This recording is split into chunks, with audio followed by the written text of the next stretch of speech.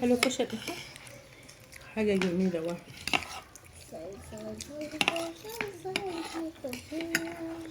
حلو يا لوكا. تجيب طعم حلو. طعمه حلو. لا انا والشيف النهارده بقى مش عارفين نعمل اكل ايه، فقلنا هنعمل كشري. نزلت الصبح جبت ربع عدس بجبه وربع حمص، فقلت بقى ايه هعمل معاكم شويه كشري خطير.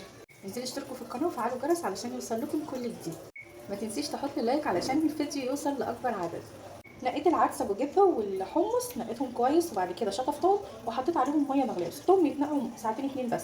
اول حاجه هنعلق على الحمص عشان بياخد وقت شويه. الحمص بتاعنا الجميل اهو ما شاء الله يتنقع ساعتين. قبل ما نعمل الحمص لازم اغلي الميه. طريقتي في عمل الحمص، بعد ما الميه تغلي احط الحمص بسم الله كله. معايا جزرايه مبشوره وبصلتين صغيرين وفصين توم نيين وبقطعهم رفيع يعني شرايح. بسم الله. معلقه كمون، 3 حبات من الطماطم وبضربهم كويس في الخلاط. معلقه توم نيه. بسم الله. هقلب بقى كل المكونات دي ومش بحط الملح الا في الاخر. اول ما تاخد غلوتين بهدي عليه النار علشان البقول بتحتاج ان انت تهدي عليها النار عشان تستوي كويس. قولوا لهم ازيكم عاملين ايه؟ ازيكم عاملين ايه؟ ازيكم لا عاملين ايه؟ عاملين ايه؟ انتوا كويسين؟ اه. قولوا لهم كل سنه وانتوا طيبين. وانتوا ازاي انتوا طيبين؟ قولوا لهم كل سنه وانتوا طيبين. انتوا كلكم سنة وانتوا طيبين. حبيبتي طيبين. كلكم انتوا لا. طيبين. حبيبتي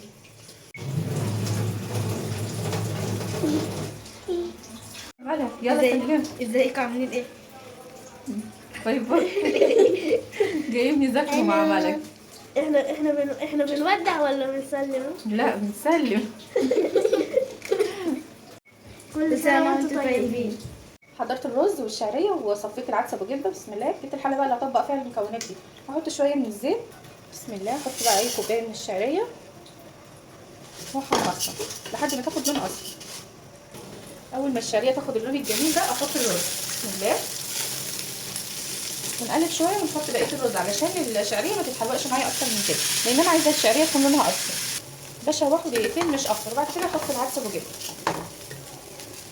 اشطف العدس ابو جبه كويس قوي واحط. بسم الله. شوفوا بقى ما شاء الله الجمال. احط الكمون والملح حسب الاحتياج. اهم حاجه في الكشري يا بنات الكمون علشان البقوليات مش الانتفاخ وما يتعبش القولون. بسم الله. احط الميه لحد ما الشوربه تغطي الرز، يعني الميه تغطي الرز. هنقص شويه ملح حطيته. اول ما ياخد غلوتين ويتشرب ههدي عليه النار. خلاص كده الرز اتشرب.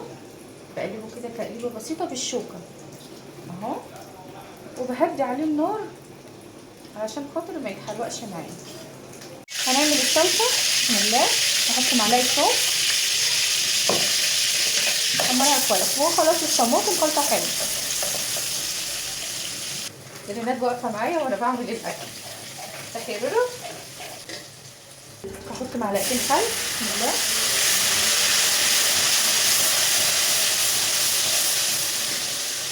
الخطوه دي بتبقى حلوه قوي في الكشري. هحط معلقه هريسه. بسم الله حمراء. بعد كده هحط الطماطم. شوفوا عامله ازاي ما شاء الله. بسم الله.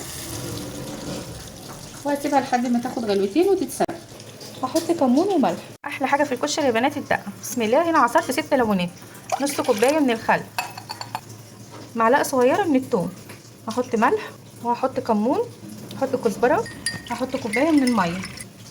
خلاص كده تكون جاهزه معايا. ممكن احط لها حبه من الشطه. خلاص كده الصلصه خلصت.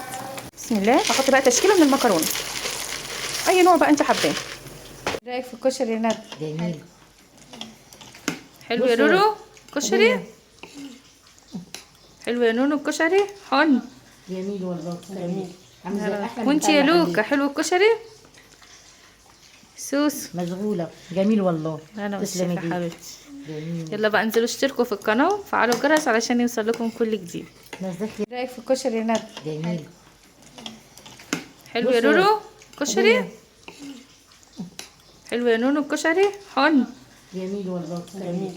عامل زي احلى من وانت بتاع يا المحلات. لوكا حلو الكشري سوس. مشغولة، جميل والله. انا تسلمي والشيخة ايديك. حبيبتي. جميل. يلا بقى انزلوا اشتركوا في القناة وفعلوا الجرس علشان يوصل لكم كل جديد. نزلت لي ندى وريماك. عسل، مع السلامة.